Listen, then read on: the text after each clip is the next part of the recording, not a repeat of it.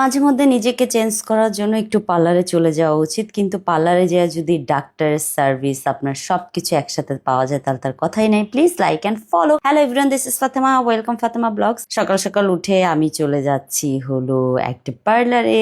So এই পার্লারে যেতে যেতে আমি একটা জিনিস ভাবতেছিলাম যে নতুন পার্লার চিনি না, কি হবে, আমি কি করব। পরে যখন আমি লিফটে উঠলাম, লিফটে উঠার পরে অনেক কনফিডেন্সলি, আরে কি হবে, কিচ্ছু হবে না, যাই আগে দেখি তারপর বুঝি, যদি পছন্দ না হয় কোনো সার্ভিস নিব না, বাসায় চলে আসবে। সো ফাইনালি চলে আসলাম ফেভিনা ব্লন্ড বাই সাবিনা আপুর পার্লারে। আমি তো ঢুকে ইমপ্রেস হয়ে গেলাম, কারণ এখানে আমাকে অনেক সুন্দর করে ওয়েলকাম করা হয়েছে। সো এখানে হলো ম্যান প্লাস হলো ওমেন বোথ হলো, এখানে হলো আপনি সব ধরনের সার্ভিস নিতে পারবেন, প্লাস হলো ডাক্তারও দেখাইতে পারবেন। সো ফার্স্টে আমি যেটা দেখছি ওটা হলো ওমেনদের, শুধু ওমেনদের না বেবিদেরও। সো এখানে হলো ওনাদের বেবিদেরকেও এনে আপনারা হেয়ার কাট করতে পারবেন। যেহেতু আমি মা, তো সবার আগে আমি আমার বাচ্চাদের কথাই চিন্তা করি। সো এখানে চলে আসলাম, এসে দেখি এখানে ওনাদের নেলেরও অপশন আছে, ওনাদের নিজস্ব কিছু ডিজাইন আছে নেলের। তো সবকিছু দেখার পরে হঠাৎ আমার নজরটাই দেওয়ালে আটকে গেল, কারণ আমি এগুলো সব সার্টিফিকেট গুলো দেখতেছিলাম। ওনার 25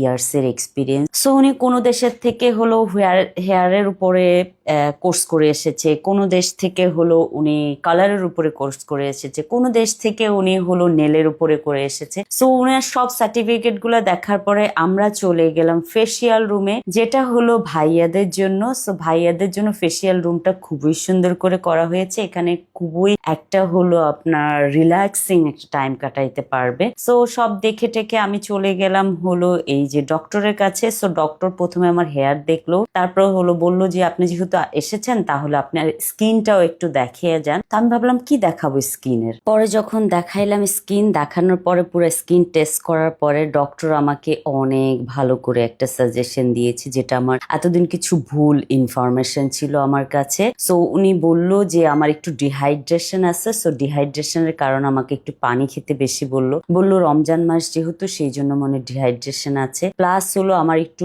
ময়শ্চারাইজার বেশি দিয়েছি, সেই জন্য অয়েলি স্কিন লাগতেছিল। আমি খুব অবাক হয়েছি ওনার এই জিনিসটাতে, মানে আমার এরকম কখনোই আমি টেস্ট করাইনি। সো ডাক্তার আমাকে অনেকক্ষণ সাজেস্ট করার পরে হলো আমি হেয়ার টেয়ার সবকিছু দেখে এখন আমি চলে আসলাম হলো সোম্যান সেকশনের হেয়ার কাটের জায়গাটায় চলে আসলাম। এখানেও খুব সুন্দর ভাবে সাজানো হয়েছে, গুছিয়ে রাখা হয়েছে। সো এটা হলো আপনার পেনিমিনির জন্য, যেখানে হলো ভাইয়ারা চাইলে এখানে এসে হলো রিল্যাক্সিং টাইম কাটাইতে পারবেন। অফিসের প্যারার থেকে, বিজনেসের প্যারার থেকে, পার্সোনাল প্যারার থেকে দূরে থাকতে পারবেন কিছুক্ষণের জন্য। জাস্ট জোকিং, আমিও আমার হাজবেন্ডকে অনেক প্যারা দিতে পছন্দ করি। আমাদের মেয়েদের কাজই প্যারা দেওয়া মাঝে মধ্যে, এটা ভাল লাগে, এনজয় করি। আচ্ছা যাই হোক, চলে আসলাম, আমি এখন আমার হেয়ার কালার করব। সো ফাইনালি আমার হেয়ার কালার অ্যাপ্লাই করা হয়েছে ডক্টরের সাজেশন অনুযায়ী যে কি টাইপের কালার কি করবে। সো ফাইনালি আমার হেয়ার কালার হয়ে গিয়েছে, আমার পুরো লুক চেঞ্জ হয়ে গেছে। ও মাই গড, আমি এত বেশি হ্যাপি হয়েছি। সো আপনারা চাইলে চলে যেতে পারেন, আমি ডিসক্রিপশনে লিঙ্ক দিয়ে দিব। Thank you so much for watching my video.